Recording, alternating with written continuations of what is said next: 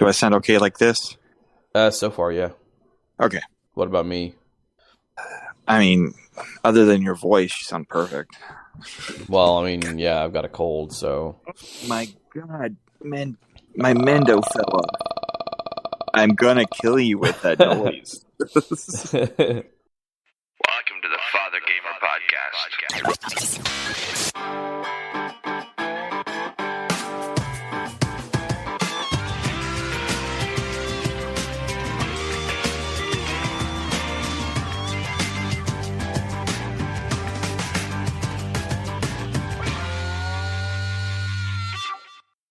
And welcome to the bestest episode of all time, episode 92 of the Fathergamer podcast. I'm waiting for I was waiting for the cheers. Like, just everybody is like, interrupt me with you. Yeah, the sad grunting of too many people. But yes, we are back after a small little, like, it was a very short little vacation, as it were. A covation. Okay, yes. I wasn't sure. I forgot to ask you. I was going to ask you right before we recorded, and I completely forgot. Is it okay to talk about? Yeah, I don't care. Okay. So Mike had apparently he either got COVID from our president or he gave our president COVID, because you two had COVID around the same time. Around the same time, yeah. So either you're a spy and I didn't know it, or you have a dad that I never knew about. So yeah, I'm still recovering from it too, so you might hear me cough from time to time. Yeah, we were going to record almost 4 or 5 days ago. Yeah. And you just sounded so rough still, and I was like, yeah, exactly. We're talking about it. We're talking about the COVID, so I muted it so they can't hear me. He was coughing. By the way, we're joined this week in the third special chair by COVID. It's here with us. It's the gift that keeps on giving. Oh dear Lord! Like, my wife and I have had COVID 3, 4 times. 3 or 4 times, yeah. Yeah, we both are immunocompromised, so we're that percentage that they talk about. If they're like, "Hey, you should probably not leave your house forever." We're in that percentage, but I kind of hit that point where I'm like, I gotta go out. You know, I've seen some movies and done some stuff, and I'm definitely out and about, but I'm not like I see friends going out to concerts and stuff, and I'm like, not yet, not yet, because my wife was on a ventilator, and I'm not going there. But I have to admit, the whole time, dude, I was sitting here, and I was like, of course, I want to record with you, but I was very worried about you, buddy, and so I'm very happy that you got out of it okay. Other than so far, yeah. Other than the coughing, and I mean, you still have that annoying personality, but yeah, that's not going to go away. I was kind of hoping that it would, but you are doing better, and that's all that matters. And I'm very happy. For the most part, yeah. You definitely sound better. So thanks. I still feel like I sound like I have a cold, though. Like, my voice is, like, deeper. You still sound like you feel like you have a cold. Yes. my voice is deeper. You have that COVID logic, apparently, too. It's the COVID voice. Oh, I had the COVID voice. The COVID voice was the only thing that was great from having COVID. Aside from the fact that it allowed me to watch television shows that I would never watch. I would never watch them, but then I watched them while I had COVID, and they were suddenly one of the best things I'd ever watched. Like, it's just, we have no energy. Yeah. Like, I don't know about you, buddy, but I was like, I felt like somebody reached into my body and took out my battery. Right. And I am roughly 3 or 4 months from the last time I had COVID. Yeah. And I'm still sometimes I get those moments. For me, it was about 5 days worth of it. Oh of God, no energy whatsoever. It is. I've had mono, and mono was almost not that bad. Like my taste buds are finally getting back. I never asked you that. Did you have the whole like taste bud thing? Yeah, apparently. Like I started like for the first week, I shit you not, I was like crapping out liquid and barely eating anything at all. I'm gonna be honest. I don't care. I'm barely eating anything at all. And then once I started eating, I was just eating like crackers and other things, and then drinking a lot of liquid and like off-brand hydration stuff, which actually was better than Gatorade. And then Powerade Zero is better than Gatorade. I'm sorry. And then we have a local grocery store chain here in Texas called HEB. Yeah, and they have their own brand of Gatorade or Powerade Zero kind of thing.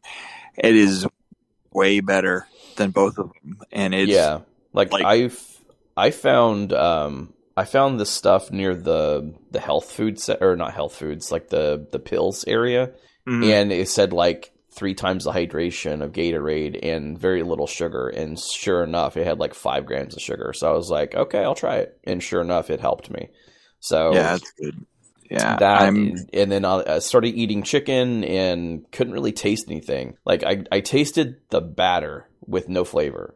That's what it tasted like. So I was like, this better, go away quick. And I'm just now getting to the point where I can taste things again. Yeah, no, I've known people that they lost their sense of taste and smell for a month or so. Yeah.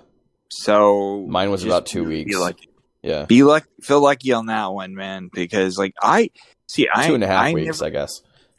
I had sense of smell, but never fully my taste buds. Like everything tasted salty. That was my biggest issue, or too salty. So when later on, when I started cooking again, because listeners out there, I consider myself a pretty decent cook, and I cook all the time. And thank you.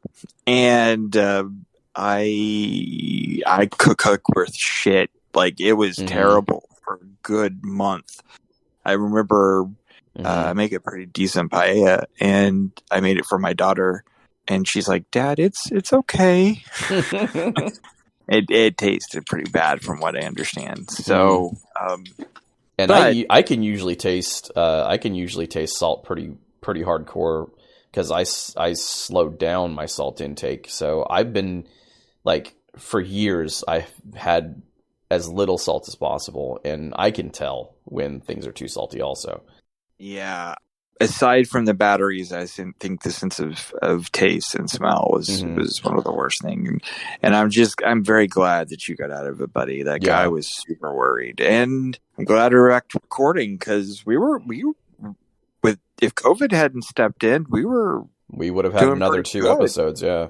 Yeah, we've done pretty good. Like, listeners out there, if you're kind of new to the show, you don't realize, like, we've been on a pretty good roll. Yeah. Like, for us especially, it was pretty hard for the last several years to even get an episode out every week, much less every year. So we've done pretty good. So, we're going to continue this. We've been talking, Mike and I have been talking about some Patreon stuff. We're going to be doing special episodes just for our Patreon supporters that eventually we'll have. Eventually we'll get it up, yeah. And then poor Mike. Okay, see on my end, when I say poor Mike, all I hear is coughing. So in his I mute it quickly. He sounds like death. Yeah, is over. But we're working on the Patreon, working on getting the streaming going. I've been converting my living space into more of a studio space on top of it. It's just taking a little while, unfortunately, and the Patreon stuff would extremely help. Yeah. So it's kind of one of those damned if you do, damned if you don't, though things. The extra financial support would help, but right. We kind of need the structure to ask for the extras financial support. So we'll get there. We're working on it. And I'm just glad to be recording again. And same. I still get, yay, I get to record. I get to record with my best friends. That makes it even better. Woo. So today's episode, we went really pretty in the weeds last episode talking about Comic-Con, and we're not going to go quite as in there this week. Kind of give Mike a little bit of a, breathing room. We're going to give a small but adequate review of Paper Girls, the new TV show over on Amazon. And I don't know if you're familiar with it out there, listeners, but it's based on a comic that's made by Brian K. Vaughan. We'll get into that in just a second. And then we're going to talk about the first couple episodes of the Sandman, Neil Gaiman's opus that I absolutely love the comic and have been worried to death about this version of it. And I think you'll enjoy it. I'm going to talk to it about it in a minute, but I will... a little bit of a spoiler. It's really good. There you go. And then, last but not least, we're going to talk. Well, I don't know. Did you watch the Lego? I did. Yeah, I got a chance to. Okay, yeah. So we will also talk about the Star Wars Lego Vacation or Star Wars Vacation Lego or whatever the words mean to become that title. I'm not entirely sure what order they're in. I think vacation was the last word. It's something like that. We will talk about the current. It's a movie, but it's like an hour long. We'll talk about that over on Disney Plus. And last but not least, we're going to talk about the fun that is the Warner Discovery acquisition and all the good times we're having with that. So sit back, relax, get a big, heavy drink of something with alcohol for this one. This is the Fathergamer podcast, episode number 92. So let's talk about Paper Girls. I read the first trade paperback, like the first collection of the comic. I'm not entirely sure how long ago it was. I don't think it was super long ago. Probably not super long, yeah. I don't remember how long it's been since the comic came out, but I remember reading it sometime recent. It was really recent. I ran into a copy at a used bookstore and was like, oh, Brian K. Vaughan. And so I picked it up, enjoyed it, was like, I am going to read the rest of them. Did not. Never did. That's like me with Saga. Yeah. Oh, well, you ended up getting, with Saga, I was with you. You ended up picking a pretty big selection of them. I want to say, I think it's the whole compendium, but I could be wrong. Oh no, because there was more episodes. There's more issues. There's more books. Came out. Okay, cool. Yeah. I think it was like the first half. That sounds about right. Yeah, and it was hardback too, so it's pretty big. Then I'm a huge fan of that show. That speaking of something that I'm really surprised there's not a show of. That would be amazing. Yeah. Saga. I'm sure if we look out there, there's definitely something with that. I haven't looked recently, but I mean, coming at some point. Oh yeah, you will. Oh yeah, but Paper Girls, I really enjoyed it, and as someone who is exactly the age of the girls in the show, right? It's that's really funny because there's a point in the show where they show the year they're born, and it just made me laugh. I was like, oh my god, they're literally my age, and so me trailing close behind. Well, yeah, but I'm old enough now to be the age of someone who's time traveled. Like it just feels that just makes you feel a little bit older, right? But it starts off the show like how should I break this down? First, let's talk about the comic just a hair. Yeah, the comic and the show put side by side, I would say are very of what I've read of the comic are very similar. There's a lot of differences in the initial starting point from the comic to the show, but there is some straight off the page interpretations that are given, like quite literally dialogue taken from the word from the comic put into the show. Nice. There are parts of the comic that I remember thinking, one, how are they getting away with this because of the dialogue? Because I think there's a lot of cussing. I think not cussing. I'm talking like just social, like no-nos nowadays. If I remember correctly, the first words that are spoken in the comic are something that would be like a derogatory term towards that's somebody. Right. Yeah, like literally the first words I think are a derogatory term towards gay people, and I'm like, oh my god! But and also race too, and race, and then they do like it's set in the 80s. You go back and watch 80s movies, you go back and watch stuff, it wasn't right. It wasn't right at all. But it was in there. It was one of those things where we didn't know it. Like we just didn't know, and it was part of the vernacular. Like certain words, like saying someone is gay or saying something like this. I come to think of it, never really said that about people. Right. But it was part of the thing. You didn't bat an eye if someone said that. Especially if it didn't bother you. And that's something that I would love to talk about one day, is like the change in that. But that's for another day, because that would be a little too heady right now, especially when we're reviewing this. But it is definitely something I'd like to talk about. But I remember reading that going, okay, there's a lot of comic movies, a lot of comic book shows. I'm not too sure this would translate. I'm not too sure how this would translate.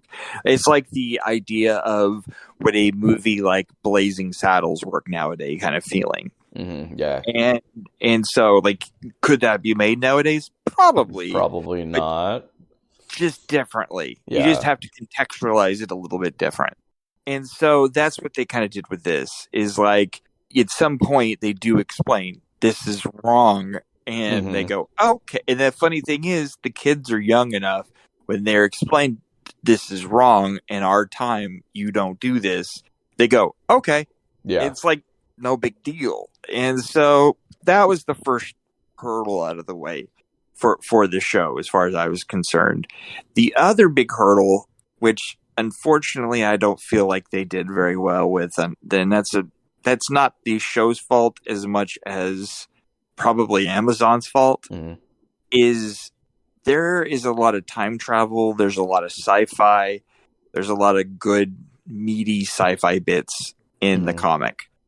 With good meaty sci-fi comes good meaty budget. Right. And you can tell. There's not definitely tell, yeah. Unfortunately, we're kind of dealing with a Doctor Who budget, is what it feels like. I mean, it's not quite, aluminum or aluminium kind of budget. Like, we don't have metal to cover the Dalek. Let's cover it in aluminum foil kind of thing. Right. But it's not that bad. But it definitely has at times that you do have that feeling of, okay, they don't have the budget here. This and looks a little fuzzy. Yeah, or okay, this CGI is a bit wonky, or okay, whoa, that was rough, kind of thing, or why isn't there a little sheen to this? Why isn't there a little bit of that? Like, it's there, and even in sometimes the structure, like the way the shots are constructed, right? You're like, okay, they're on a timetable. They're on, like, you can tell if it had probably an extra 40, 50, even $60 million kind of budget behind series a season, that it would definitely have a shinier look to it. Yeah. It didn't, and they worked with what they had. And I think for what they had, they did a pretty nice job with it. If you think about it, though, during that time frame, they would not have had that much of a budget either. No, and that's so true. So it kind of fits the same ambiance of the time. Kinda.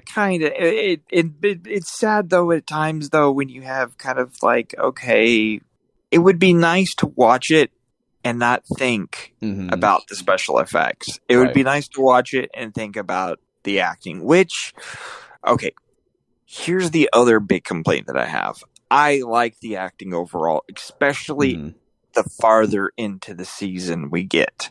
The beginning of the season, I think you can see, especially with a couple of the actresses that play the girls, you can see some of them being very young in this kind of thing.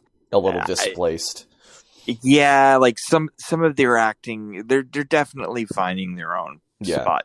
Now, that's something that we haven't talked about. So the premise of the show, which I guess I should have talked about earlier on, the premise of the show is that there is a group of girls that are paper boys. Yeah, paper boys. But for that time period, they'd be called paper boys, but they are paper girls that have a paper route. Now, a paper is this thing that people used to read news on that is not on the internet. It comes in a physical form. You know, the New York Times? That used to be a paper. Before it was behind a paywall, you had to subscribe to it, and it would come with its own paywall. It was called James, and he would come to your house once a week and collect money from your dad, who would always forget to have it ready. Right. But a paper route, especially during that time, I had one for a nanosecond. It was a miserable experience, to say the least, for most people that ever did it. It was. There was nothing fun about it. You got up really early. You delivered papers. So what happens in this story is the girls, being the only girls that are delivering papers, kind of make a this friendship among the rest of them. That it's such a unique thing. So to have, was it 4? It was 4 paper of them, girls. Yeah, it would be very uncommon, especially during that time. And they're all around the same age. And now you got me thinking. What if it was 4? I think there's 4 and then becomes 5, but I can't remember now. I'm thinking. Wait, the 5th is the 5th is the adult. Yeah, well, we'll get to that in a second.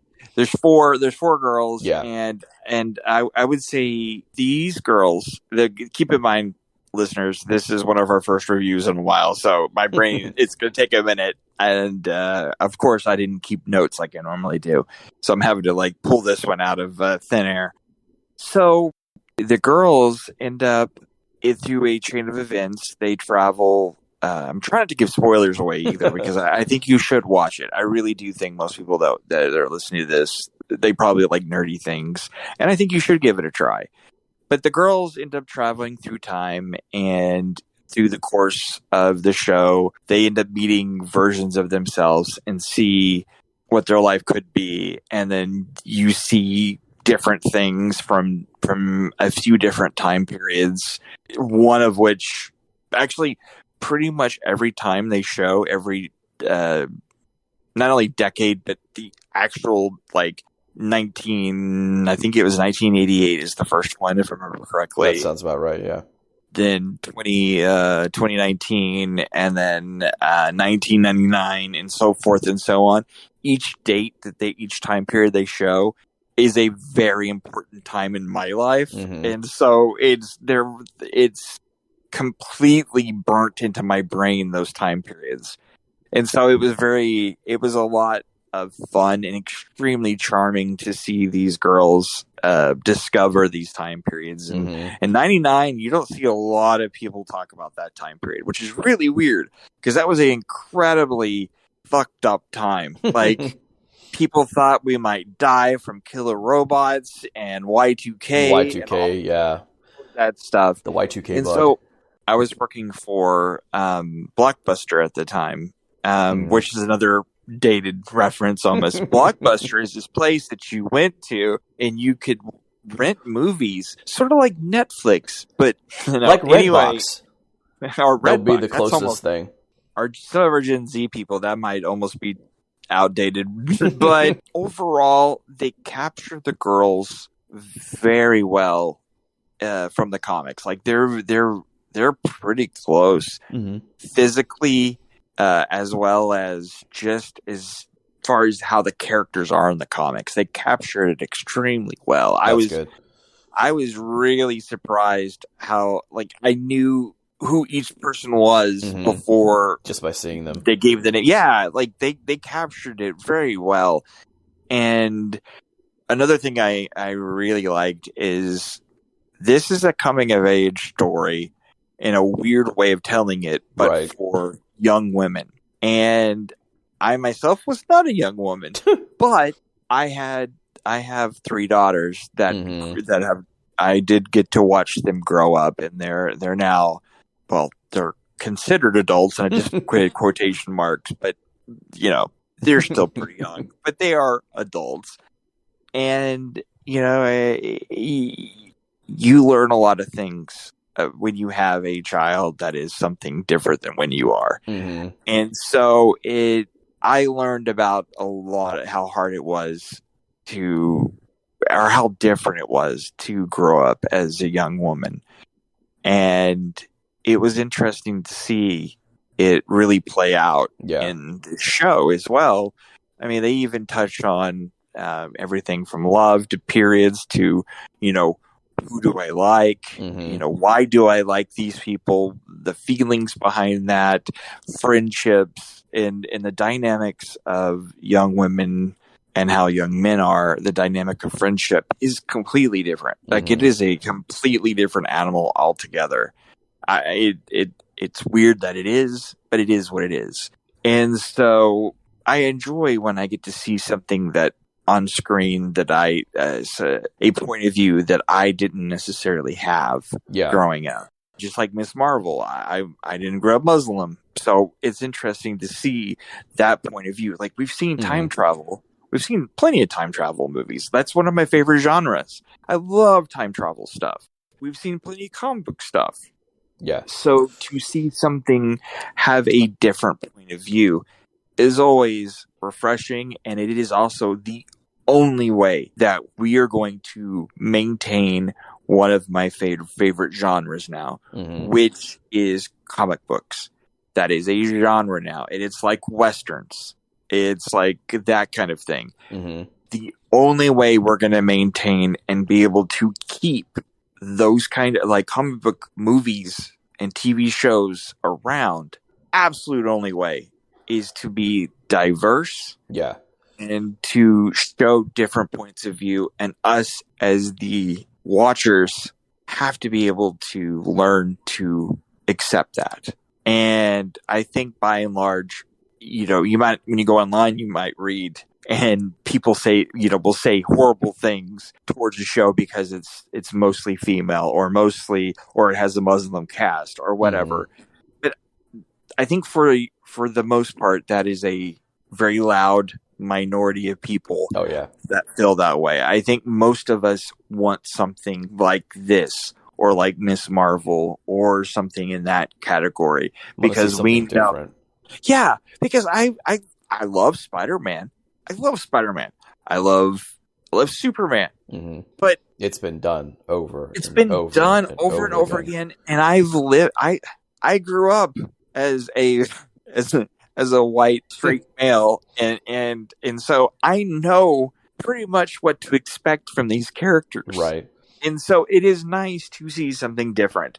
And I mean, there are definitely tropes that they're going to have to be careful of, even with diversity. that keep it from being genuine. Mm-hmm. But I think for the most part, this show doesn't run aground on that kind of thing. Definitely not. It keeps afloat even with the budget. Very unique. Absolutely. And even with the budget, I feel like it deserved, like they definitely deserved a bigger budget.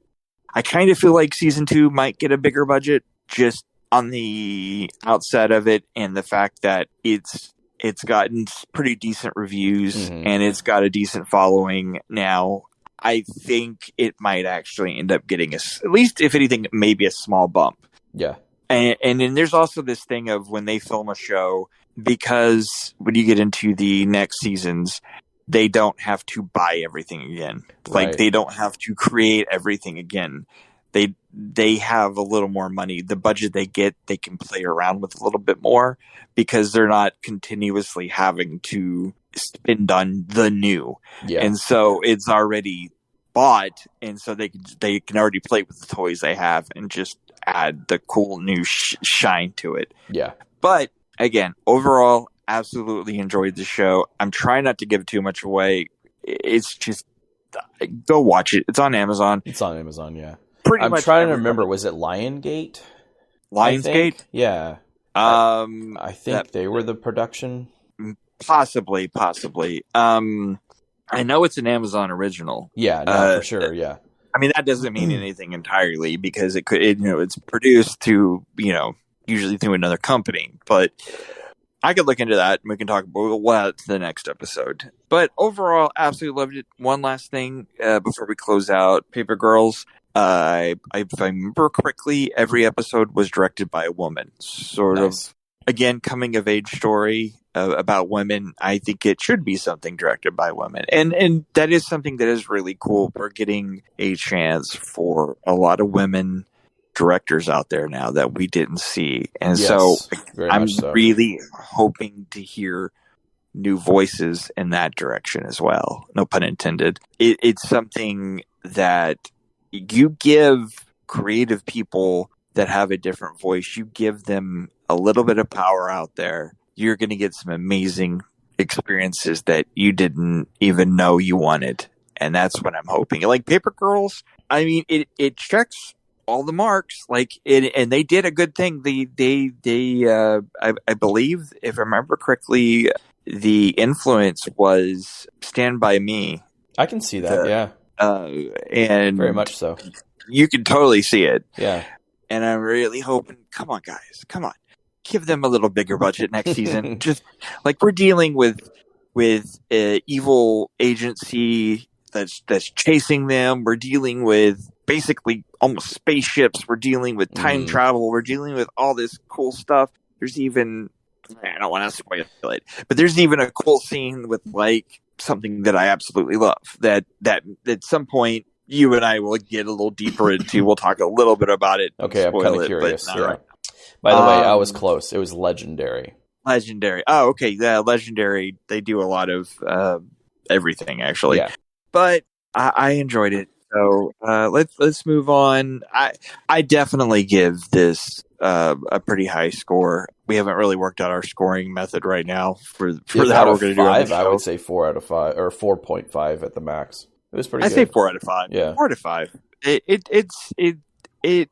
And really, my biggest ding, other than some of the acting, a little bit of the acting at the very beginning, I think my biggest ding would definitely be the budget. Yeah. And I'm as someone who's worked on independent movies and stuff, I'm really not that harsh on budget, but I just feel like it's more of a, hey, give this team a bigger budget next time. Please just we're living in the time period of Mandalorian and stuff. And I know they're not going to give that anywhere near a Mandalorian budget. But if a certain company can spend $90 million and throw it away on something, you can give this show. We'll talk about that shortly. But anyway, the next show I'd like to talk about is another comic book show, another comic book movie. Well, TV show, sorry, that I'm extremely excited about. Unfortunately, time got away from me. Mike got to see all 10 All of it. episodes. Yes. But yes, very much so. I could have busted straight through it. I could have watched it every night, and I would have seen it all. But I have been waiting 30 odd years for this season of this show. Like, I've been waiting way too long to do that. I'm a huge fan of Neil Gaiman's The Sandman, which is the next thing we're going to talk about. Yes. I am a huge fan of Gaiman. I am a huge fan of this comic. And so I was not going to just plow through the whole thing very quickly. Oh, it's so good to plow through it. Oh, yeah. It's just something that, one, I never thought I would see, just because of how his stuff is written. Yeah. That's the thing though. We see it visually, like in a comic. You're able to visually see something. And so you think, oh, well, it's halfway there. Like, all you need to do is add some audio and some actors, and you got it done. But it's not that simple. It is a completely different format. It is like, if you've ever been lucky enough to try to write a comic book script, if your background, like, when I say your, I mean mine, and I tried, and I have done it, but I have mostly written screenplay type of writing. Right. And so I thought, oh, it would be similar. It would be extremely similar. You would think, yeah. You would think, because it's basically, no, it is not. It is not similar. It is miserable comparatively. And so I thought, okay, after I learned that, we might never see this. Studios aren't going to let them do their thing, like what needs to be written. And it's very heady. It's very out there as far as it's like trying to take a H.P. Lovecraft type of thing. And it's just very hard to do. And then, what's the Bad Omens? Is that the show with David Tennant? Yeah. Yeah. That's Gaiman as well. And I thought, nice. Okay, well, they did it. They've done it once. They could do it. I think they could do it again now. And so I got a little bit of hope for this. And, we're only talking about the first 2 episodes right now. And I would really love to, next episode, finish off this series, and we'll give it a score. I've already got my score. Now, the first couple episodes, it is a 5. If we're doing 5 out of 5, oh yeah, like, it is absolutely hard 5. Definitely, it is without a doubt.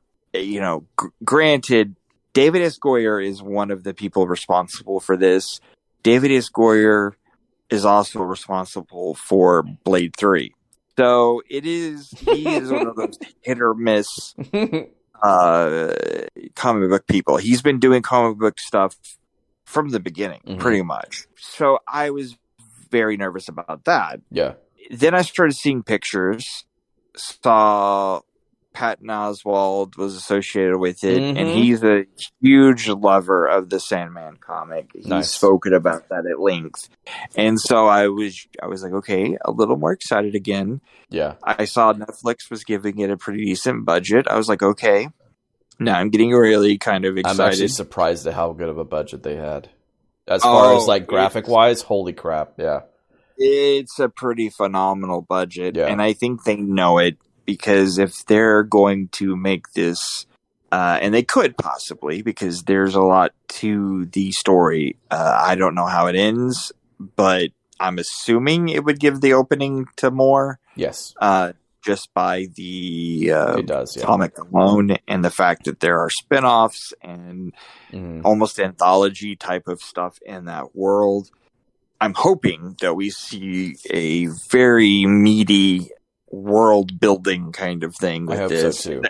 Yeah. And they know, Netflix, that was the good thing with everything that's gone on lately. Netflix has had to shift into a mode of protection. They were the big the big boy on campus for a while, and now they're not there anymore. They're not number one all the time. They're constantly fighting. They've got, for how long I don't know, they've got HBO Max, they've got Disney Plus, they've got Amazon, any number of Paramount, Peacock over here, Hulu. Like, these studios are starting to put some pretty expensive content out there. And so to watch the first episode and see, not only do they capture the feeling extremely well of the Sandman, they captured it, but they brought it home. They got it right. They got that. Oh my God. There's a scene in the very beginning, not at the very beginning, but like towards the beginning of the first episode, where the Sandman is laying nude on this like circular area. I don't want to get too much into it.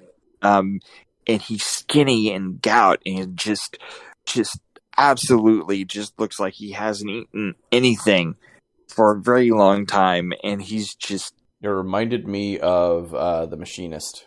The Machinist, or The Crow, almost. Yeah. If you read the original Crow graphic novel, it's very similar, and it looks straight out of the comic. Like, it absolutely just captures the feeling and the emotion and everything from the comic. And I was just like, that was just in the first 15 minutes of it. And I was like, you're in here. You're strap yourself in. You are in the world of the Sandman. And I was just like, oh my God, it's here. We got it. We got it, guys. And there is an entire group of people that are going to discover this story for the very first time. And they're going to go, like, you know what? Like you. And you're probably going to end up doing what a good chunk of people out there are going to do. They're going to go find a copy of the comic at some point, and because they're going to want to read more of this. And it makes me so happy.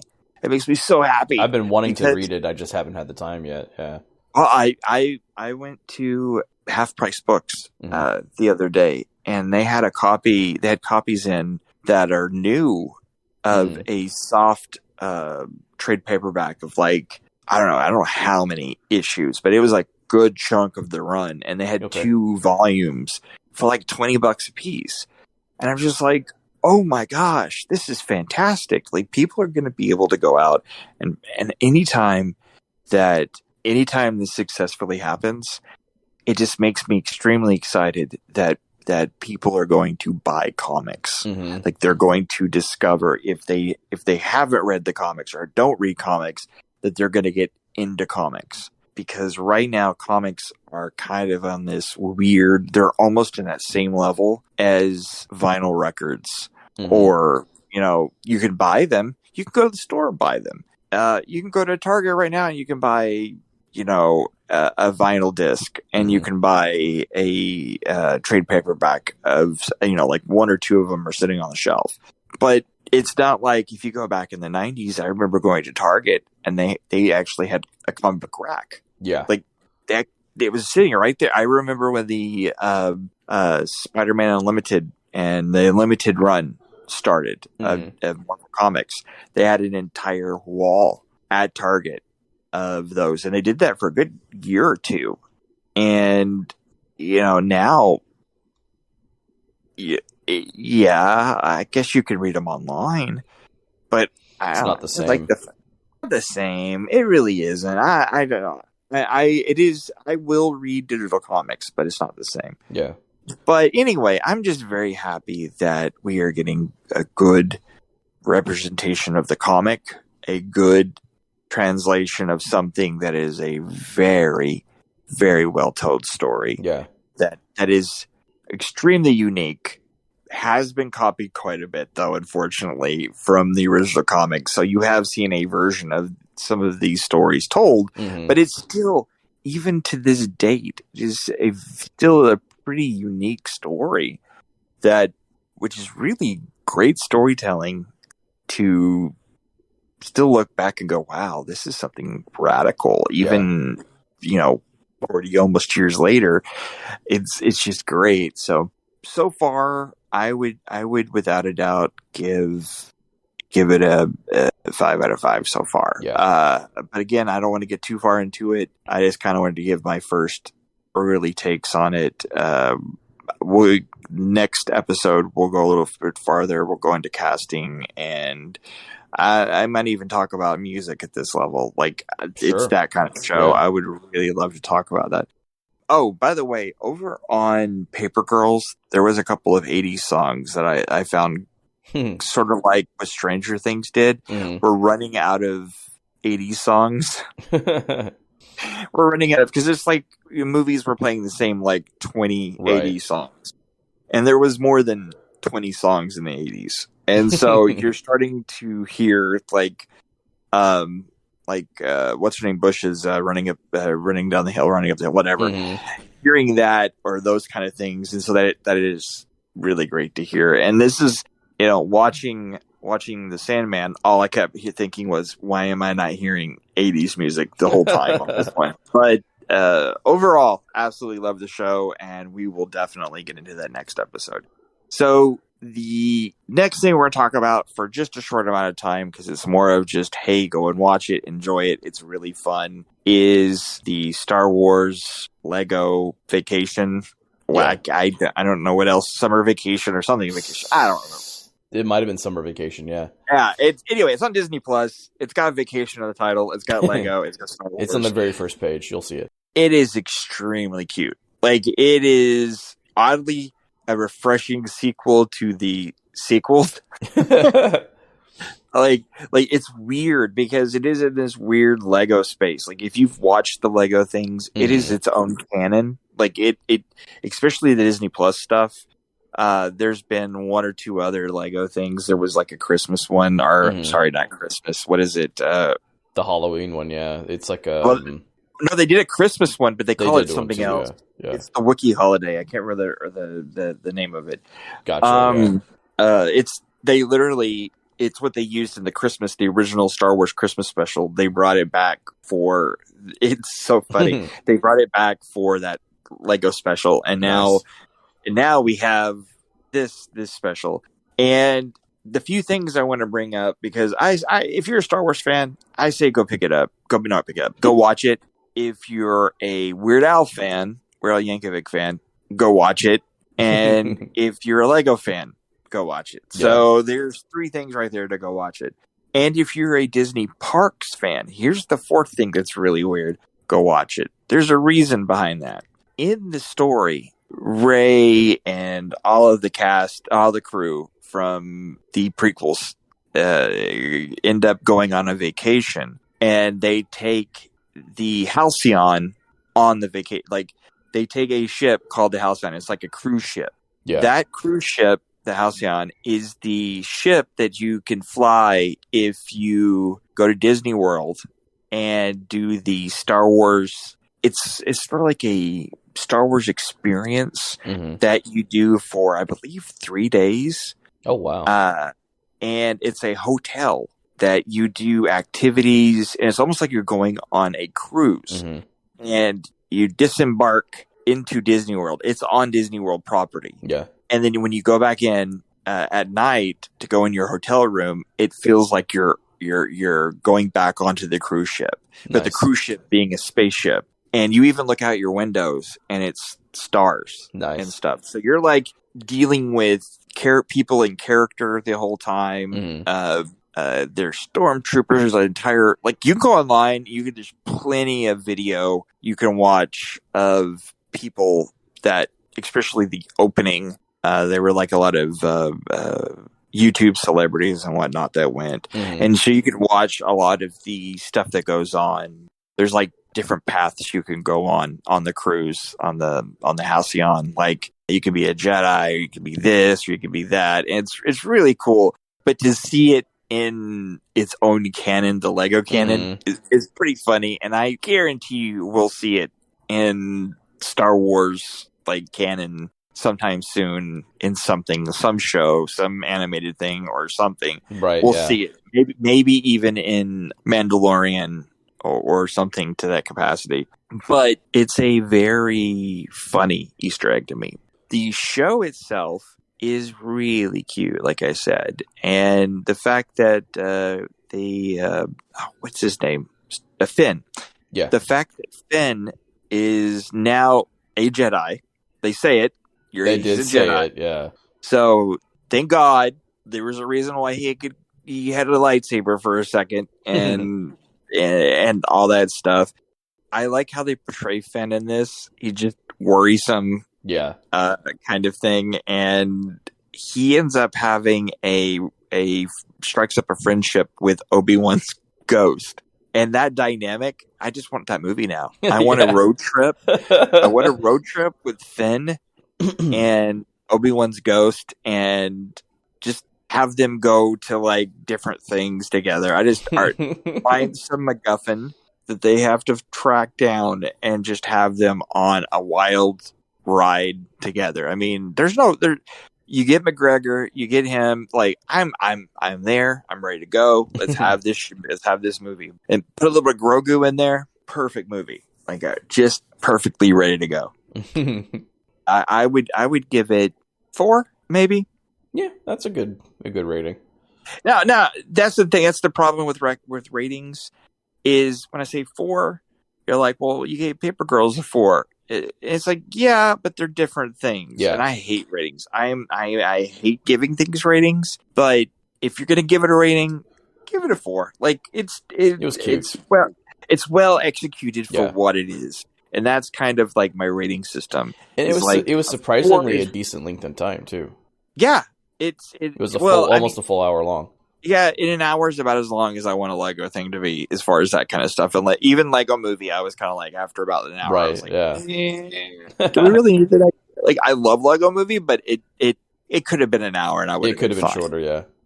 Batman Lego Movie definitely could have been an hour, and I would have been fine. And I love Batman, and I love Lego, and I love the Lego Movie, and I love what's his name's Batman. But it's just I was like, yes, darkness, no pirates. But if you have Disney Plus, which most of you do, go watch it. And most of you are Star Wars fans. Go watch it. It's just fun. It's fun. Yeah. It's nothing serious. And right now everything's way too serious. So just go watch it, have fun, relax, and enjoy a little bit of nerd for a minute, and just relax. But. So what we're going to do is we're going to go into our last subject of the evening, and this one's a bit rough. Like the spiral that is WB. I wrote down all my thoughts on everything, kind of put it down. It looks like a crazy man who wrote it. It makes almost no sense. It does. And then I realized the whole thing doesn't make sense to begin with anyway. So unless you've been living under a rock, very heavy rock that's covered by like, I don't know, something even heavier, and then like encased in some kind of, I don't know, molten steel. You've heard about the recent acquisition of Warner Brothers being bought from going from AT&T, which was a marriage made in hell already, to Discovery, which is a marriage made in, I guess, Dad got drunk and married somebody. Let's find out who she is. Okay, so one of the biggest issues when AT&T bought Warner was they realized really shortly after they bought Warner Brothers was they didn't know what they were doing. They thought they did. They really thought they did, but they didn't know. Or they didn't know what was going on the back end without them. And they didn't really realize that like the HBO Max thing was planned. Like this is something AT&T really wanted, but because they knew that the future was apps, they knew that was something, but they also wanted people to have the ability to go, hey, guess what? You get AT&T, you get phones, you get this, you get our streaming service, but you also get, I believe they own Dish or whatever. I mean, they own a lot of stuff, and so they thought they knew what they were getting into, and they didn't. They didn't, and they knew it pretty shortly. So I think early on they went, okay, we need to sell this. Like we this is not working. Yeah. So the discussion of Discovery buying them, it's been about a year. It was about over a year. Wow. And I remember hearing about it, and I was like, yeah, I mean, they have an app. It's a pretty successful app. Maybe they're going to do what Disney is doing, where Disney has, especially here in the United States, they have Disney Plus and they have Hulu. And so, they'll keep the two separate, maybe do a little bit of merging here or there, but... And you're talking DC Universe with Max, right? At this point? No, I'm talking at this point, DC Universe was already gone. Okay. At this point. DC Universe... Which by itself was great. They should have never changed it. DC Universe went over to HBO Max. Yes, that's right. That's correct. Sorry. They screwed it up when they went to HBO Max. Well, I'll just say that right now. That was the first mistake. I think, no, the first mistake was not getting it on the right devices. DC Universe. DC Universe should have been on the Switch day one. Yeah. Like, if it had been on... If they had pushed consoles and a few other things, I think they might have done okay, but they knew pretty early on that they needed that demographic on HBO Max. Yeah. And so moving it over to thing didn't bother me too bad. I actually think, as someone who's a cinephile, HBO Max became something pretty pleasant to me. Like, I enjoyed HBO Max. All my movies were there. DC shows were there. Studio Ghibli movies were there. Like, I've enjoyed HBO Max. I'm talking more of the, like, integration with the comics also. Well, I like that, but the problem was, again, they didn't have it on the right devices. Yeah. And so, putting it on my TV wasn't going to work. But on my Switch, oh my God, that would be fun. I've done a decent comic reader. A decent comic reader on a portable device, on a portable game device, has been done. We did it on the PSP, and it was one of the reasons I kept my PSP as long as I did. It was actually pretty nice to read it on there.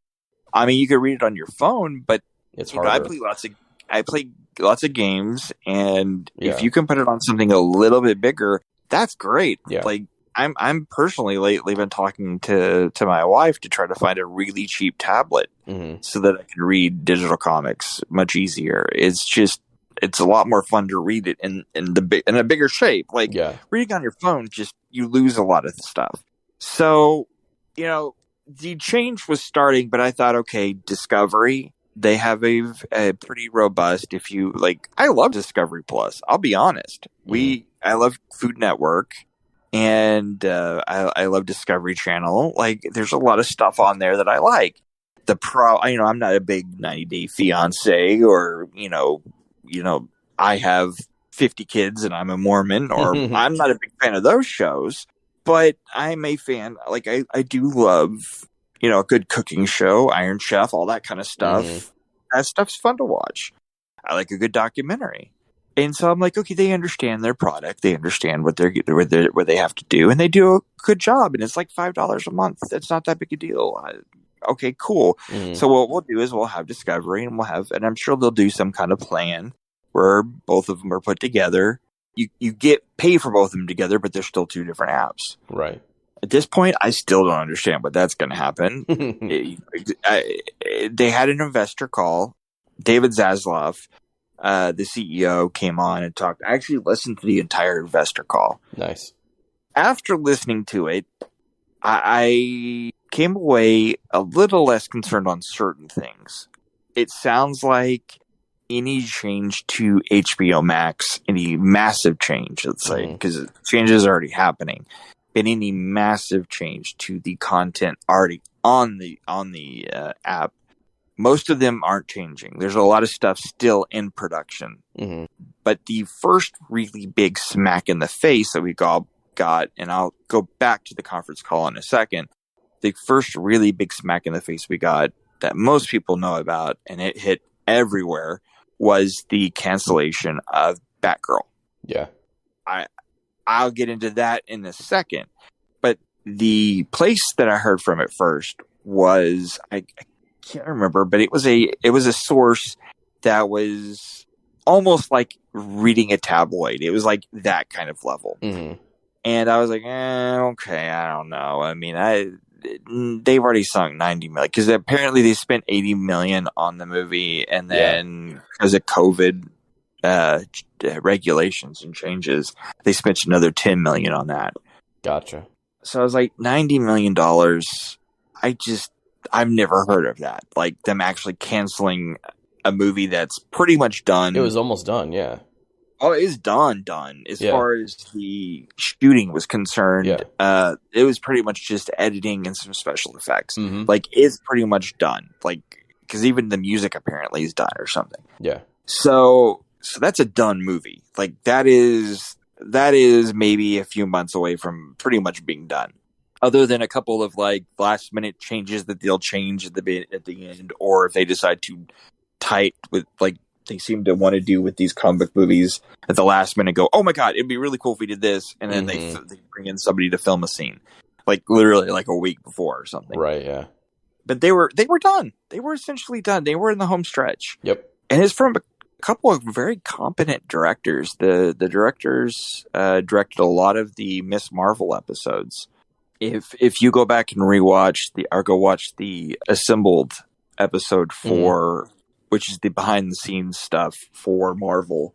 If you go watch the Assembled on Disney Plus, they're the two directors. They're like the co-directors that directed a bunch of the Miss Marvel episodes. Okay.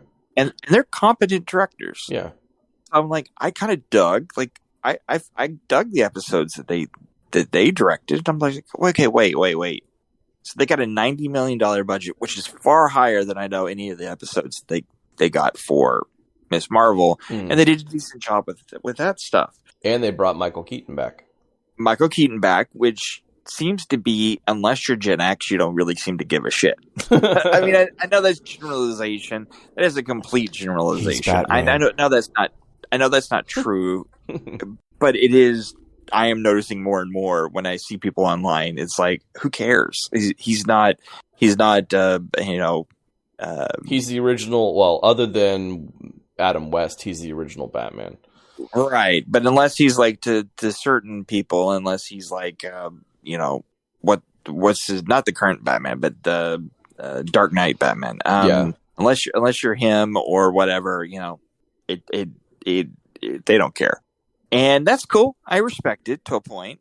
You're wrong, but I respect it. But it is sad that we keep getting robbed of Michael Keaton as Batman because apparently he was supposed to be in a cameo in Aquaman, and that got reshot. Yeah. With Affleck, which again, Affleck was a decent Batman. He just didn't have a decent anything to be in. He didn't get to really play as Batman. Not too much, no. Yeah, no, he didn't, and that was a shame because his Batman was interesting. It was very much Frank Miller Batman, and we're just not going to get that anytime soon, unfortunately now. And so, well, actually, we might. How everything's going, who knows? So our last greatest hope for it is Michael Keaton in a Batman movie is a movie that I'm kind of starting to not want to come out. So it kind of sucks. But anyway, we'll get into that in a minute. So they canceled Batgirl. Batgirl is it a bad movie? Is it so bad they're not going to release it? Okay, wait a minute. You guys released Jonah Hex. How can it be that? Like, wait. A lot of bad movies have gotten released. And wait a minute, aren't you the company that, Discovery? Aren't you the one that makes 90 Day Fiancé? How are you going to be judged with a bad Batman or Batgirl movie? Like, I don't understand this. Right. Hell, Brendan Fraser was Firefly in this movie. Like, Brendan Fraser as a bad guy. Yeah. Like, how is this J. Jonah Jameson, J.K. Simmons as Commissioner Gordon in this movie? So, like, I was really actually very excited to see this. And it has the main actress, and I'm so sorry, I forgot her name. I am so bad with it. And I'll remember it. Unfortunately, at the moment that we stop recording, I'll remember her name. But the actual Batgirl herself, she was in the Heights. She's actually a really good actress. Not only that, but she has a very diverse background. So it was like, oh my God, you're not going to have the first Latinx Batgirl. Like this is a bad optics right now, buddy. Mm-hmm. Like that your first thing that anyone knows about you as CEO, you come in and you knock out, completely take it off the list. Nobody can see it. The only people that'll ever see this movie are going to be at some weird, like, Eyes Wide Shut Hollywood party kind of thing. Like they'll have it playing in the background as they're having their weird, like, discovery orgy. Like that's the only way that this is ever going to be seen, and that's just weird. And so at first you're like, is this a bad movie? Is it that bad? And then you hear Warner go, oh no, it's not that bad, it's for tax purposes. And you're like, wait a minute, this is someone's art. This is a lot of people really hard on this, whether it's good or bad. Lots of people worked very, very hard on this. Yeah. They put their everything into it, and you're not going to release it for tax write-off. Okay, well, what are you getting the full $90 million back? No, we're only getting $20 million back. Oh, wait. Okay, what? Yeah. We're only getting $20 million back. Yeah. How the hell does that make it? Like, if they released this movie tomorrow, unfinished, on HBO Max, it would bring people in at this point. Mm-hmm. Right. Like, you would make your $90 million back probably, and people just, subscribing for a month just to see the movie. Which, who knows? That might have been their idea. Is like, okay, let's build our own kind of Snyder Cut kind of thing. Let's build like, I've got a way. Let's cancel a movie, and then that people don't really want to see that much of. Like they're kind of, I'll watch it. Why don't we take that and let's give it a little bit. Hell, let's release it theatrically, like tomorrow, kind of thing. So I don't know. It's just really weird. And then I started digging deeper and deeper into this, and a lot of people forget that they also canceled the sequel to Scoob, which they were done. Like the last things that were being done for it were because this was a holiday movie, which, by the way, makes no sense. You don't cancel holiday movies because you know why? Even if it's a shitty holiday movie, you can release it every year. You can sell it every year. Like, you make money. It is an evergreen thing. You don't cancel a holiday movie, especially a Christmas movie, because for God's sakes, Hallmark makes like 50 fucking bad ones every damn Christmas. And people love that shit. Like, they eat it up. And you don't cancel it. And it's Scooby-Doo. Like, it could be really bad Scooby-Doo, and people still watch it. Like, that's the thing about Scooby-Doo. He is beloved. Yeah. It's for nostalgia. Absolutely. I watched Scoob. I did too. It was okay. It was okay. It was like an extended version of the cartoon, as far as like episodic-wise. It was okay. It wasn't the greatest. It wasn't my favorite. Still, my favorite Scooby-Doo cartoons are the ones they released in the early 2000s, like the Scooby-Doo and Zombie Island and all those. Oh, yeah. Those are great and dark, and a lot of the people that made those went on to make a lot of our favorite DC animated projects. And you could tell, like, they had that very unique Warner animated look. Yeah. Which I'm terrified that we won't see much of in the future. Because Zaslav came out and didn't really give us context to what was going on. And I feel like he gave us a bunch of bullshit. And, I'm sure he did, yeah. And when you... Normally, he's not used to dealing with the nerd crowd and the geek crowd and the fandom crowd. He's not used to that. He's used to dealing with a fandom like 90 Day Fiancé. There is a fandom to that, and they are very rabid. Like, there is a huge fandom to that, but they're not like our fandom. Yeah. They're not like the fandom that we love, because they're just not as invested quite like we are. Yeah. We will turn over stones. And if you say something that's fraudulent or to try to hide something, we tend to find it out. It takes a while, but it gets found out. Yeah. So anyway, David Zaslav, he comes out, he cancels Scoop, cancels a couple other movies, a bunch of movies, not a bunch, but a few movies drop off HBO Max, just completely drop off. Like we're already there, They were already there. They were originals or exclusives to HBO Max, like the Witches remake, the Roald Dahl book that was made into a movie that they made a remake of, and then there was another one that was a couple of YouTubers and are the kid from Zack and Cody, where he goes to space, goes to Mars and all this, which was a cute movie. I watched it. It was a cute movie, but it wasn't like a huge movie. Yeah. But so I'm like, are these all tax reasons too? Like, what is all this? Why? Yeah. And then they have the investor call, and I listened to that, and I'm like, okay, they're not changing over HBO Max yet.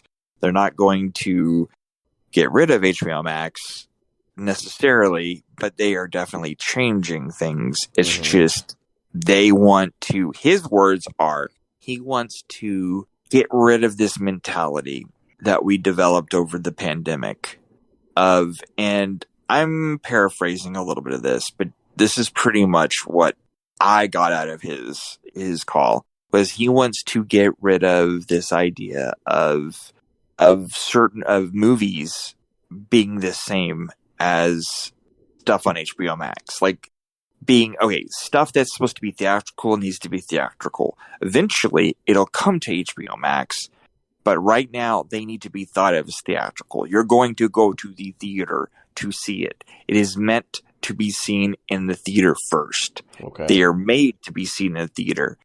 And I understand there was a lot of directors that were very angry that their movies, like the Dune director, were very angry that their movie wasn't going to the theater first. Yeah.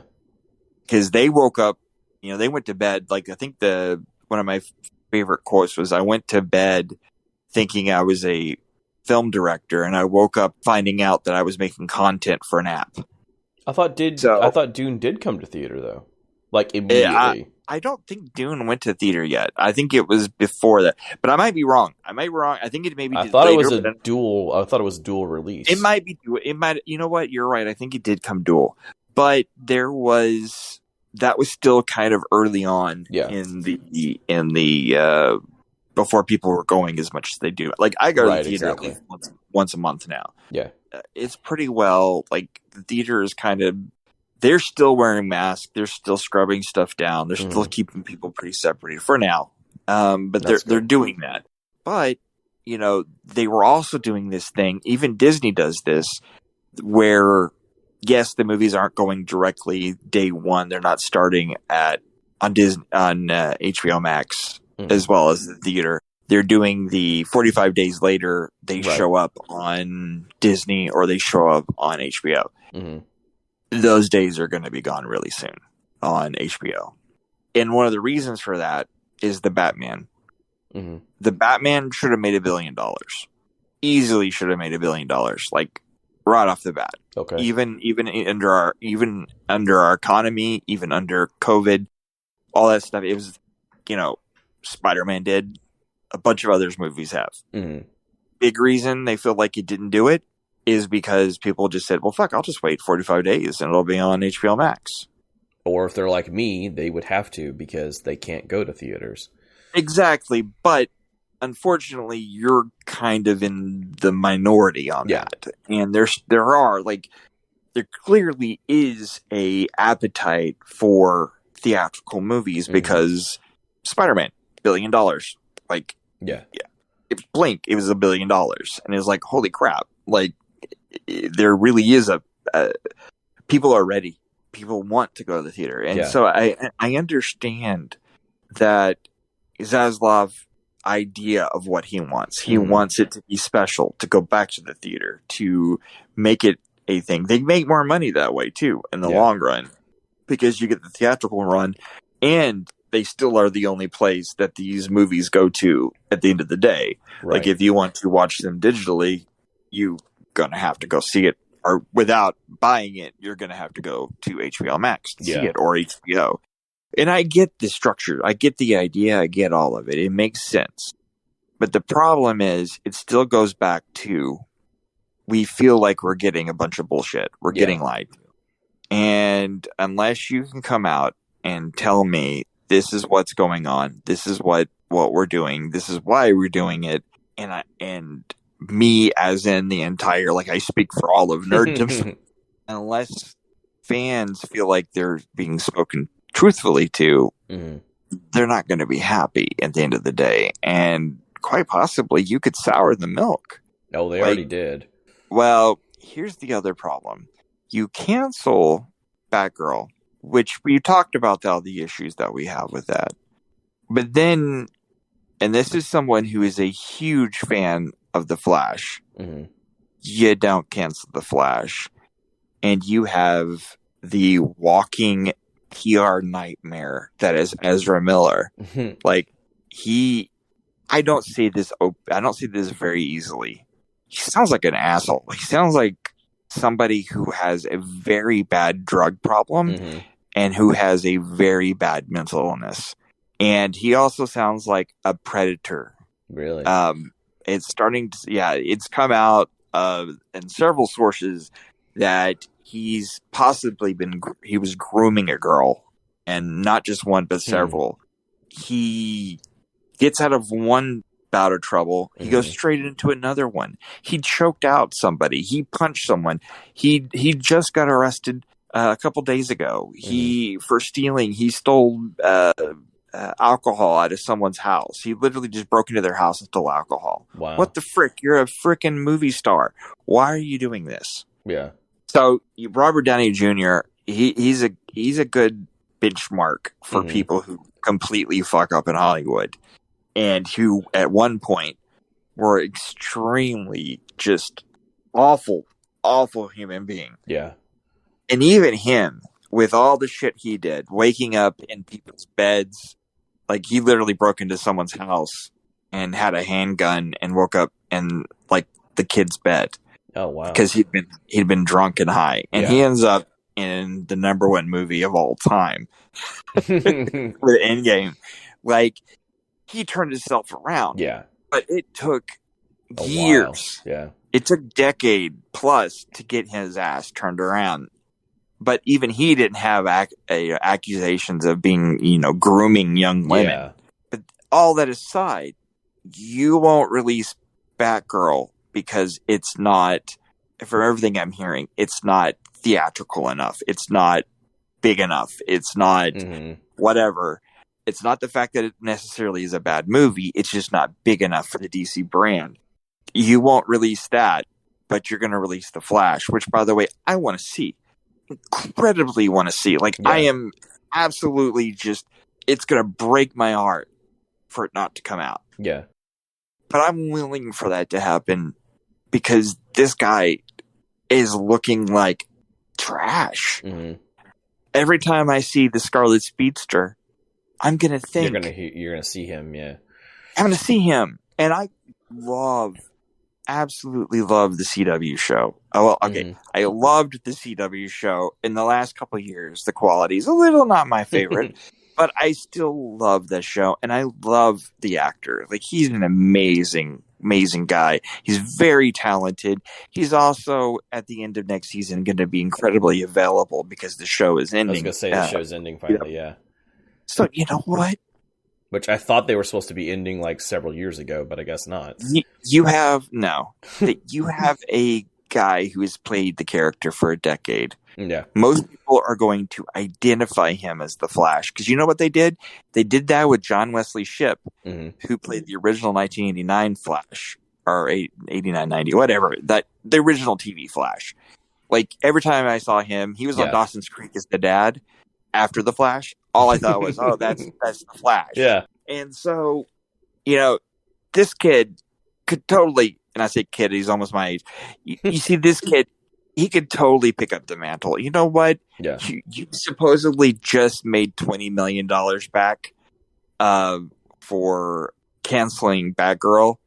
Sink that money into reshoots for the Flash and just have him become the Flash. Like, right. you know, you want, like, apparently test audiences love the Flash, the movie, that have gotten to see it. And this is without, like, certain special effects, all this kind of stuff. Right. If they love it so much, it's testing so great. It's right, you know, it's in that level that people want, I should say, the level that Discovery Warner wants. Then freaking just take him out of the movie. It's not incredibly hard. It's not easy, but it's not the hardest thing in the world to do. And set his ass up, or get somebody else, get somebody bigger to play the Flash. But do it now. Save the Flash. Maybe even go back in and freaking cut Batgirl the way you want it. Add stuff to Batgirl. Or hell, make another Batgirl. But cast her. Like, because I don't think I've seen her act. She was in The Heights. She's a decent actress. I don't think I cannot see her not being a decent Barb. Like, I just don't see it. And also, while you're fucking at it, let us know what's happening with the other shows. Yeah. Give us a good example. You know what? Make a DC Warner Brothers special, for God's sakes. Do something before people just say, fuck it, I'm not going to invest in this as far as my interest. I'm just not going to do it. Like, tell me I'm getting a Man of Steel 2. Do something. Like, do one thing that gives me interest in what's happening. Because right now, I don't have any. Yeah. I'm just scared. And I'm scared the fact that you're going to cancel Blue Beetle or whatever. Like, I'm excited for these projects. I forgot about that. Yeah. Blue Beetle, the apparently the James Gunn shows are all okay, because there was a couple James Gunn shows that are associated with Peacemaker. Yeah. And Suicide Squad. Apparently they're all okay. The theatrical stuff, like Wonder Woman, they specifically point out Wonder Woman and Aquaman so far right now, depending on if the movie's good. The second one, the Batman, they're all fine. Thing I'm really worried about right now is the animation department. Yeah. I don't know what's happening with that. I even though some of them are hit or miss, I love my 3 or 4 DC animated movies a year. Yeah. Like, I love those things. Some of them I would have never thought I would have seen animated. So it's great. And like, they're so much better than the live action films too. Which, if they, you know, he says, David, our buddy here, he says, you know, we want DC to be a brand that is something that is special. Yeah. Like, he says that. And if he means it, that's awesome. Like, more power to him, because you know what? I love DC Comics. Yeah. Like, they were my entry point into comic books. I love DC Comics. And there is a part of me that is very, very upset with DC and Warner and how they've treated DC Comics. Yeah. Same. I would love to see something special. I just don't trust them. Yeah. That's the part. I didn't, after the last several years we've had, I don't trust them. Yeah. There's been some great stuff. Peacemaker being one of them. I loved Peacemaker. Yeah. I loved the Suicide Squad. Suicide Squad was good, yeah. Was great. The Batman, absolutely loved the idea of it, the tone of it. Like, I've loved all of it. The Joker, I thought it was a great movie. Oh yeah. I know some people not a fan, but I thought it was a great movie. Joaquin Phoenix, yeah. It was good. Well, the fact that it did the Joker, and it had a whole discussion over mental illness. Yeah, for sure. And I loved it. And the fact that we're getting a sequel to something I never, like, we're getting a Joker 2, never thought we'd fucking see that. And we're getting that. We're getting that, you know, even with Lady Gaga playing Harley Quinn, which, by the way, if you haven't seen A Star is Born, is a great freaking movie, and she is a decent actress. So don't get in a hizzy about that, because I can see her doing it. She is a decent actress, and if it's a musical, which is very trippy, that is a very trippy way to go with this. but a very Joker way to go with it, I'm cool with it. So if he's down with that, he's down to play with that, he's down to give us more Shazam if Shazam 2 is good, I'm cool with that. Just give us an idea of like where the animation's going. Are we going to get the new Batman animated series that's coming? That's supposed to be like a modern version of Batman animated series. Yeah. Like it has the entire group back to do a Batman animated series and a few other people. And like, are we going to get the animation department? Are we going to get another season of Young Justice? Are we going to, what are we going to get? Are we going to get our DC the good stuff? Are we still going to get the good stuff? And are you going to leave the good stuff and get rid of the stuff? That's fine. I'm cool with that. But right now, nothing seems secure. Yeah. And that makes us very nervous. So just prove it. Prove that you mean it. Yeah. Zaslav talked about where he completely said it. We're going to copy Marvel. Oh, and that's decent then. Well, but they've already said that. Yeah. That was the problem. If you go back, I have a graphic that Warner was so nice back when we were doing the show originally. Mm-hmm. I got a graphic from them because I went to a thing. I don't know if you remember that or not. I don't recall. This is before.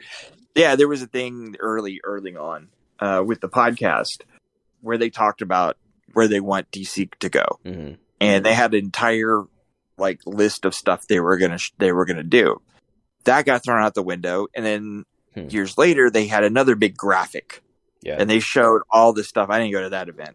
And they showed all the stuff that was going to happen. Like Justice League was supposed to be 2 movies. Oh, right. Yeah. Okay. And all of that stuff. Yeah. And I'm already nervous as it is. Yeah. As a DC fan. So what the fuck is going forward from now on? Like, what are we going to get from now on? Yeah. And they talk about where they want a leader like the leadership over at Marvel. They want a Feige, and that's cool and all, but you can't just make one appear out of thin air. Yeah. And no, it's not Snyder. I'm sorry, people listening. It's not Snyder. I thought Justice League, Zack Snyder's Justice League, was a decent movie, but I'll be honest, he had years to think about certain things and how to cut it and how to make it work. And while it probably is the movie he wanted to release, I have a feeling he was able to hindsight a little bit of that as well. Oh, I'm sure. And also, I like Snyder to a point, but I can't do another entire everything based around the Snyder version of stuff. I think everything is dark. Yeah. I think giving somebody I thought about it, and that's something that might be an interesting discussion later again. But I think giving it to somebody like a James Gunn is an interesting idea, but I don't think it's the right idea either. I love James Gunn, but I don't think he needs to world build an entire DC universe. I think one that's too much for him. Yeah, it needs to be.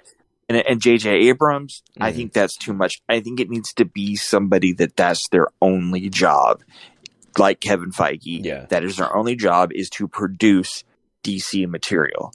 And so I think looking for somebody, and it's not Goyer.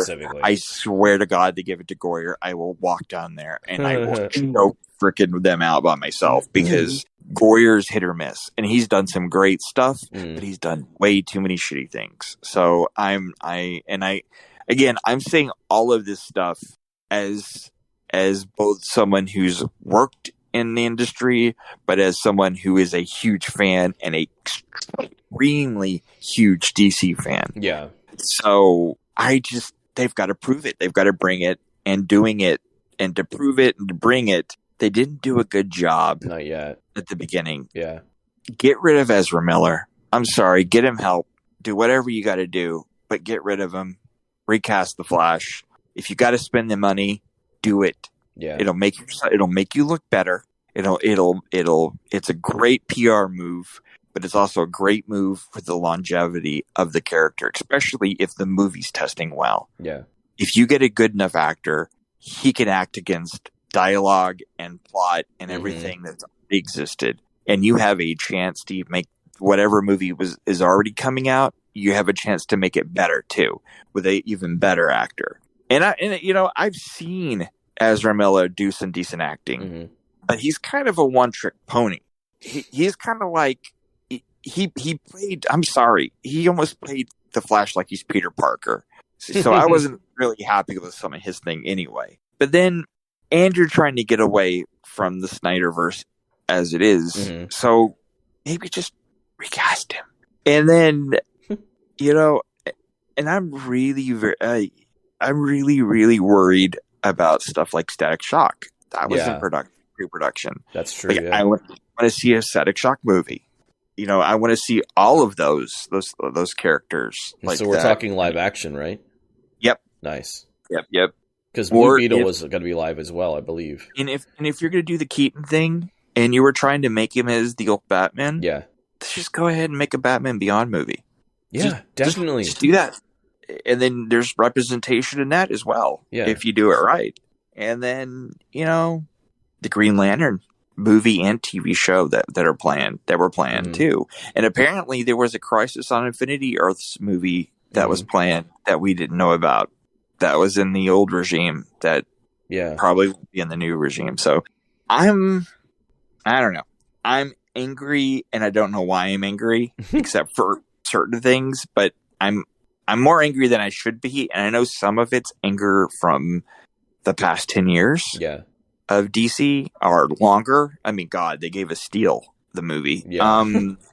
So they've been doing a lot of fiddling about, and it just felt like they were throwing everything literal at the wall. Shit at a wall. Yeah. Like, not even figuratively, literal shit at the wall. And they didn't, wherever it landed, they said, okay, we'll make that movie. Yeah. Like, it is really weird, the fact that we get and yet the animated side has been almost spotless this entire time. I said almost. It's had some doozies. But, like, we should have had a Justice League Dark movie 4 or 5 years ago. And Swamp Thing should have been, at least run 5 or 6 seasons. Yeah. They should have ended a lot of the CW stuff a lot earlier and moved things over to, like, rebranded some of their characters but kept some of the actors, but moved them over at a slightly higher budget and a little more versions of the characters. I would have been okay with that. Like, The Flash, they should have just, like, if they were going to make it a whole bunch of Time Force people like they ended up doing, fine, do that, but give it a little more budget, move it over to the HBO Max and call it something else.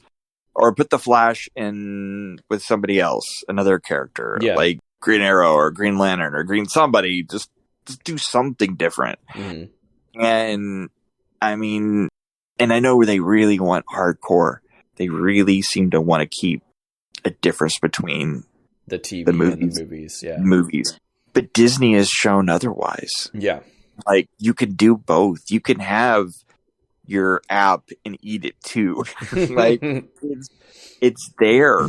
You're able to do it. Yeah. It's just, and you're already like, let's follow Disney. So that's fine. Follow Disney, but follow them in the right direction. Yeah. And I saw this godforsaken, this is one of the last things before we go. I saw this outline, and it came from some of the investor stuff. And they were comparing Discovery Plus with HBO Max. And they were talking about the difference between the shows on both, and they were saying that HBO Max is sit forward in your chair entertainment and mostly aimed at males.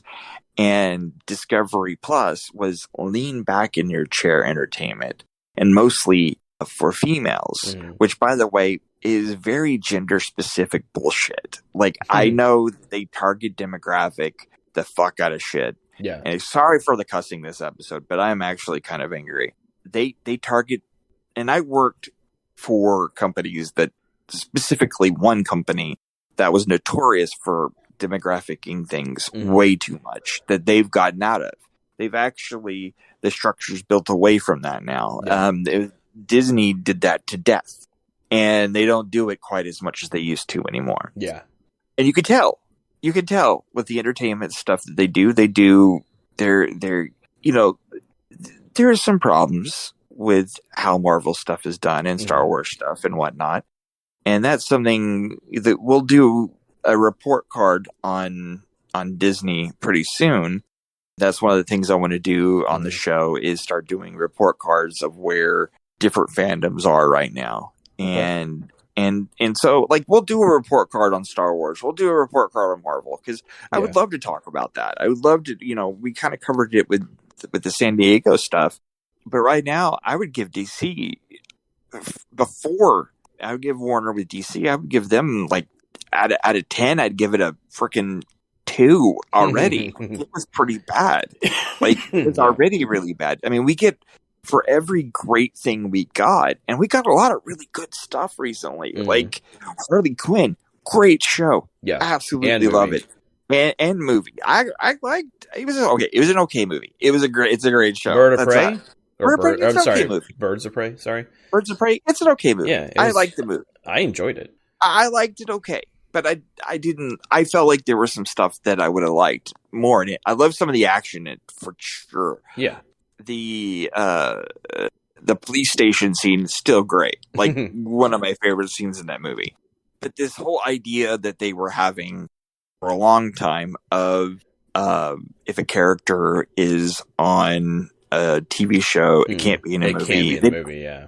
And they stopped doing that, and things got better. Specifically the actor, I guess, more specifically. No, it was the character. It was the character too. So, okay. Yeah, it was a character. Yeah. So if the Flash had a TV series, he couldn't be in a movie. Yeah. Or if vice versa, whatever.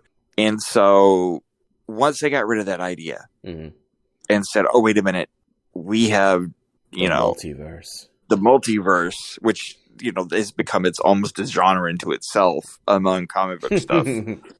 Which is funny is because I guess we're in the 80s because that's about where that happened all the time in comics. Yeah. Once they did that and said, okay, this is the way we're going, things got a little lighter. Things got a little more fun. They got a little more playful. And yeah, it didn't really have a direction. And I was kind of getting okay with that. I was at the point where I was kind of like, okay, there's no real direction. There's no cohesive Marvel thing. But we're getting some fun entertainment. And we're getting to see characters I never would have thought I would see. Like the JSA in 2 different versions. You get the JSA in on TV, and you have the JSA coming out in the new movie with The Rock. And that's cool. Like I never thought I'd see the JSA. Like I definitely never thought I'd see the JSA. I didn't realize it was going to be on Black Adam. That's kind of cool. Yeah, they're going to be on Black Adam. Okay, and nice. And so I was like, "That's cool." Like we're getting that. We're getting assuming that Black Adam actually is, coming out. Yeah, well, he's been trying to make that movie for freaking decades. So yeah, but with Discovery, they might cancel it for tax purposes. No, I don't think so because it fits into that demographic. It does fit into the current stuff. Yeah, yeah, and so and the fact that they went ahead and spent money on a new scene with in it. Okay. That makes me think, okay. Oh, and that was Aquaman that did the scene, so I don't never mind on that one. But they're not going to cancel The Rock anyway. They won't cancel Ezra Miller. I don't think they're going to cancel The Rock. Oh, and speaking of Ezra Miller stuff, Amber Heard also having a lot of issues. Well, I mean, that's a whole different thing that, I don't really want to get into too deeply. But comparatively, the 2 people together, one. You can argue either way on her, but on Ezra Miller, he's cut and dry. He's pretty dry much at that point. Yeah, there's video of him doing horrible shit. Yeah. Like it's just he does not. This is the interesting thing too. You look at the Marvel side. Most of the people who play the characters who play good characters on the Marvel side, they act like superheroes. Yeah. They act like good people. I don't know if they are entirely. I don't know how good, in real life, any of them are. Like none of that's the thing is there is almost like a filter on Instagram. There is a filter on celebrity. Yeah. And sometimes it's used correctly and sometimes it isn't. Yeah. Marvel has developed an incredibly robust filter that they used very correctly. And I don't know how bad or good anybody in Marvel's side is. And I'm kind of okay with that. Mm-hmm. DC side, I've seen some assholes. Like, I've seen a few of them. But again, none of them are as bad as Miller right now. Yeah. And he is a walking freaking PR nightmare. Yeah. And an HR nightmare. He would make me terrified. If I were Zaslav, I would be scared to death that the man doesn't end up with an AK-47 in the freaking middle of Vegas and take out a casino. That's how crazy the man is right now. Yeah. And this is not somebody who jokes. I don't joke about mental illness. It's not something I do at all. Yeah. But the man, something is not right with them. Sorry. Yeah. I am not a fan. And I loved Miller's original stuff. Oh, yeah. On everything Miller's done, but not anymore. Yeah. And I don't like where things are headed if that's okay with the powers that be over at Warner. And I think that's what we should take away from this in this episode. Yeah. Is when done right, comic movies are a great way to tell a different story. It's a beginning to something that is can be a great journey. Mm-hmm. It could be something just really fun, but it can also be a way to see people in a different light. Yeah. And Marvel has learned that. Apparently, the people making Marvel Paper Girls. Sorry.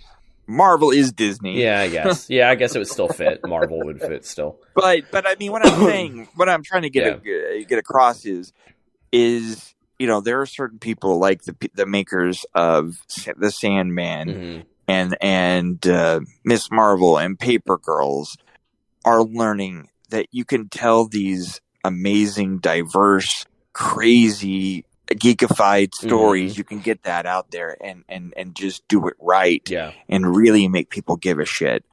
Or you can bring to the table just animosity and this stuff that DC was bringing to us. Yeah. And I'm just scared. I'm scared as a fan. And I hope to God soon Zaslav and the powers over at Warner Discovery let us know what's happening over there. So that's been episode 92 of the Fathergamer podcast. We will be back next week, hopefully, as long as someone doesn't get COVID again, or me included. Yeah. We will talk. This one has been a kind of a weird episode. We kind of rambled. I kind of rambled a little bit. I say we, I say me.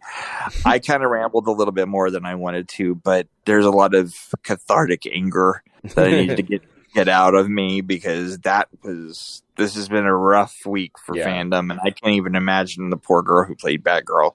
That was gotta be rough on her. Yeah. I was looking at video and pictures of her posing with kids as Batgirl.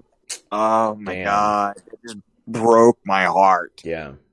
And she was exemplified something really pure and true with the character. Like, it was a unique spin on Barb that I was really looking forward to. But alas, I have a feeling, though, I still feel like sometime in the next couple of years, at least, we'll see a version of it come out. Like, I still think it's not entirely gone. I hope not. I hope not, too. But go out there, everybody. Go out there, read some comics, watch some TV, relax. Stay out of the heat if it's bothering you right now, because it is still hot here in Texas, and I know even a couple places sprinkled across this great world of ours, still pretty warm. So, well, everybody, thank you for listening. As always, you can follow Mike over on Instagram, Twitter, Twitch, and all that stuff at Silverhawks, no vowels. And you can follow me, Fathergamer, on everything as Fathergamer, except for Twitter. And that's the real Larry Gibbs. You can follow me there, but you can hashtag Fathergamer pretty much everywhere and find me someplace. Yeah. I would really absolutely love it if you've listened this far, if you would let us know on one of our socials, TikTok would be one of my favorites. If you would go on there and listen to the show, you're an idiot. That would be great. But, we don't get paid for this yet. DC, pay us. I mean, wait, no, don't do that. Yeah, no, they'll probably cancel us after the next episode. So, anyway, thank you for listening. Thank you so much. And as always, achieve greatness and go out there and make a difference. Thank you so much.